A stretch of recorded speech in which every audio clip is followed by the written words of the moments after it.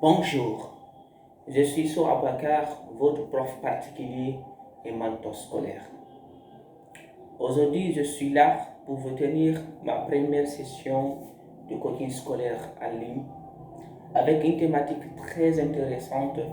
Il s'agit de comment bien faire son orientation post-bac.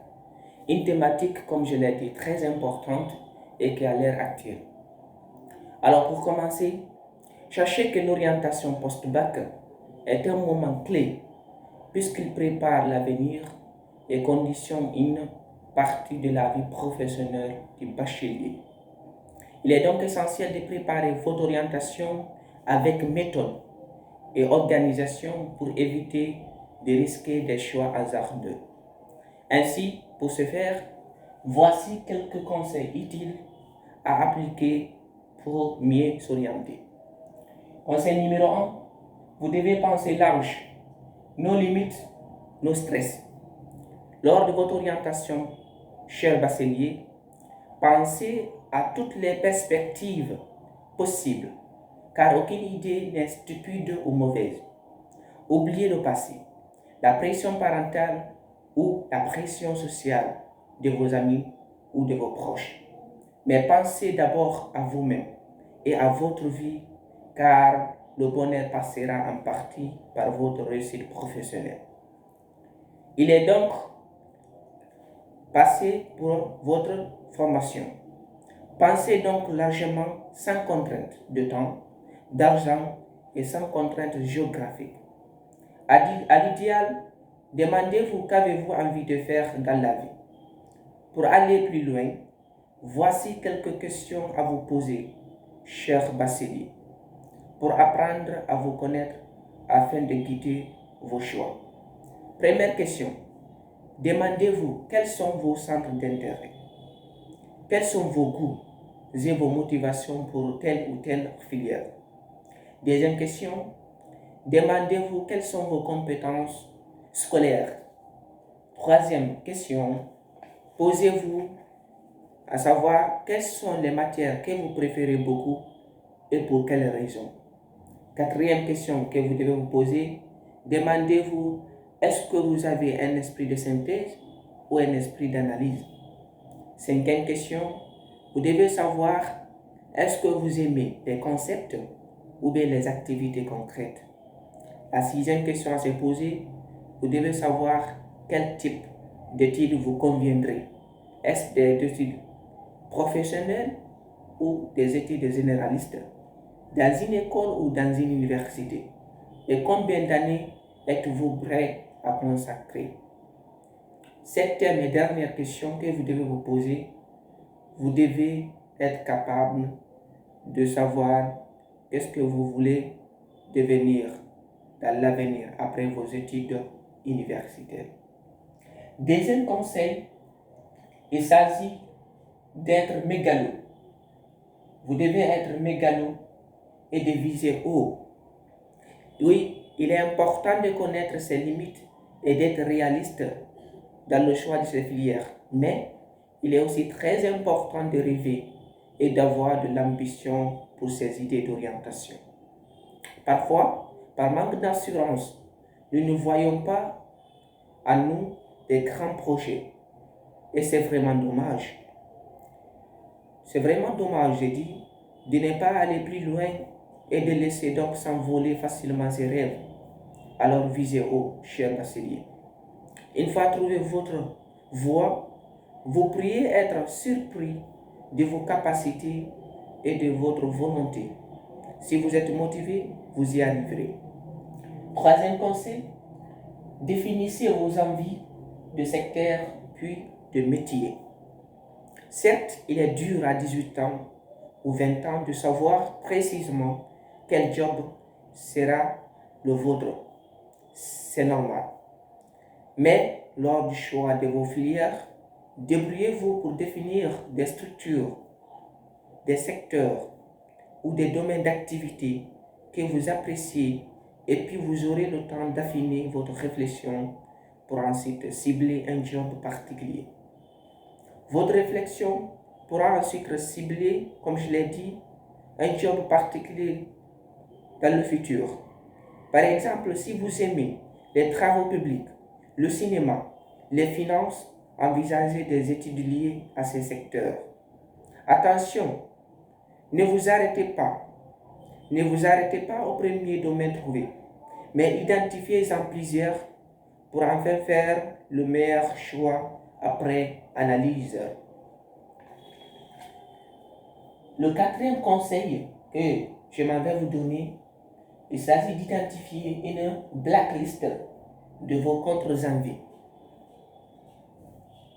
Dans cette section, il s'agira, cher bachelier, de lister sur une feuille les choses liées à cette information que vous n'aimez pas du tout.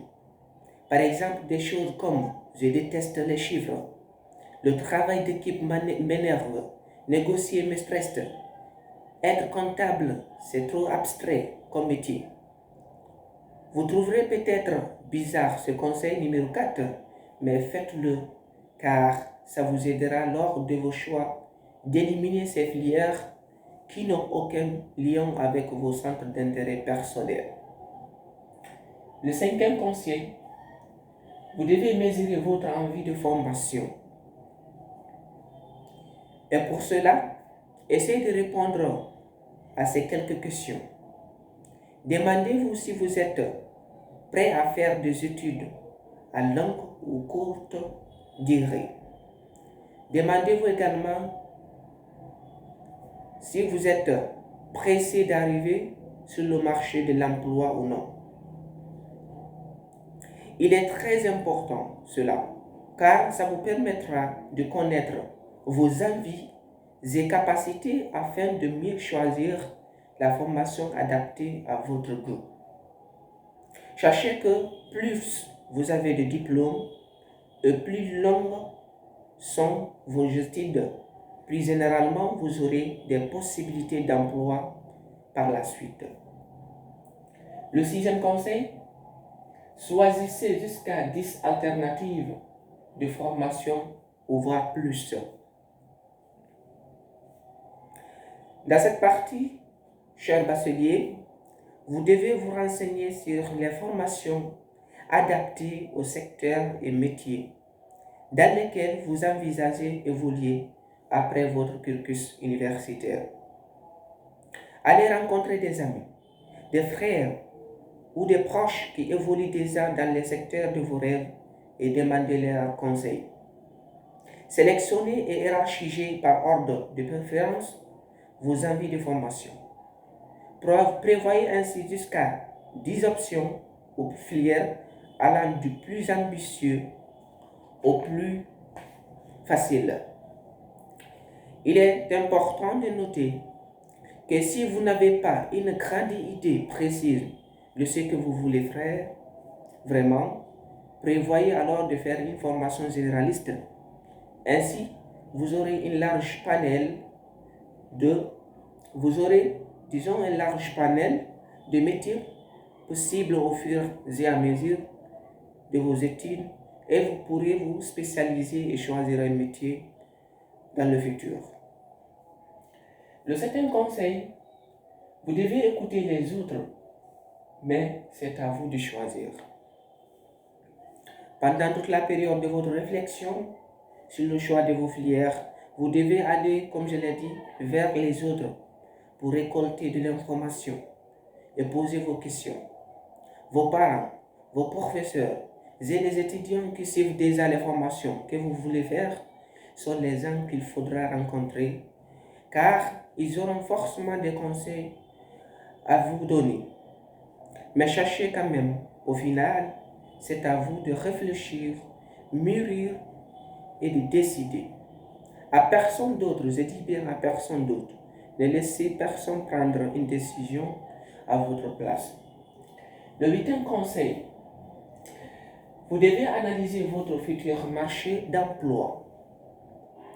Renseignez-vous sur les secteurs qui embauchent le plus souvent sur tous les nouveaux secteurs en expansion. Asseyez-vous et réfléchissez aux filières que vous pouvez faire et qui ont un lien avec ces secteurs que vous avez identifiés, car il serait un peu gauche de s'engager dans une voie professionnelle sans avenir ou extrêmement bouclée. Le 9e conseil, choisissez vos filières de formation en fonction des institutions d'enseignement supérieur. Dans cette autre partie, vous essayerez de lier les filières de vos choix aux universités que vous ciblez déjà. Pour ce faire, voici quelques conseils que vous devez vous poser. Premièrement, demandez-vous est-ce que les universités que vous avez choisies ont une bonne réputation. Deuxièmement, est-ce qu'elles disposent d'un personnel enseignant qualifié? Quatrième question, quelle infrastructure disposent-elles? Y a-t-il des bibliothèques accessibles dans ces universités? Y a-t-il des laboratoires pour les travaux dirigés? Y a-t-il des infrastructures sportives comme les terrains de football, de basketball ou de volleyball dans ces universités ou écoles de formation? Débrouillez-vous pour avoir des réponses à ces questions, cher bachelier, car votre vie estudiantine en dépendra beaucoup. Alors, le dernier conseil, qui est le conseil numéro 10, vous devez choisir vos filières en fonction des villes. Oui, c'est aussi important. Un conseil, je dis, très utile à suivre, car avant de choisir une université située dans une ville donnée, vous devez vous poser des questions, mais qui sont pertinentes à mon avis. Il s'agit de savoir, est-ce qu'il sera possible, est-ce qu'il sera facile de trouver un logement à proximité de votre université? Deuxièmement, demandez-vous est-ce qu'il est aisé de trouver de la substance, de la nourriture, surtout à bon prix. Troisième question que vous devez vous poser, c'est de savoir est-ce que les habitants de la ville sont-ils hospitaliers envers les étrangers, en particulier les étudiants. Et quatrième question que vous devez vous poser est de savoir est-ce qu'il y a une forte chance d'y trouver ou de développer un job étudiant une fois en place. Donc, chers bacheliers, voici en quelque sorte les 10 conseils que je voulais vous prodiguer pour une bonne orientation post-bac. J'espère que ces conseils vous seront utiles et que vous allez en prendre en compte pour votre orientation. Alors, pour ce faire, je vous dis merci de